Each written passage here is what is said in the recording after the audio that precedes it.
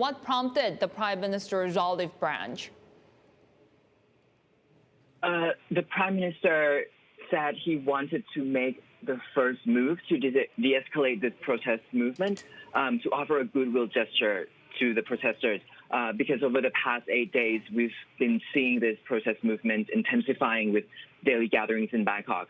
The Prime Minister said he's prepared to lift the state of emergency that he declared last week if the protests remain peaceful. He suggested that the government and the protesters each take a step back and try to find solutions to the problems together. And he asked that the protesters trust in the parliamentary process to address their grievances during a special session next week. And how did the protesters react to that? During the televised speech last night, thousands of protesters were already marching to his office to submit a drafted resignation letter for Prayut to sign.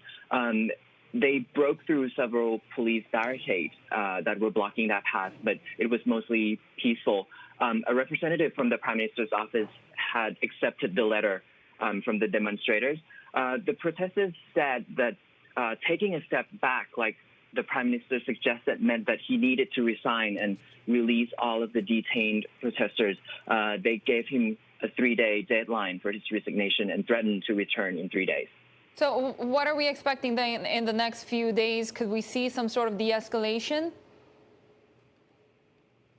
Let's remember the 3 key demands from the protesters. They want Prayut's resignation, a rewriting of the constitution, and monarchy reform. Prayut and his government so far haven't really made any compromise on those demands.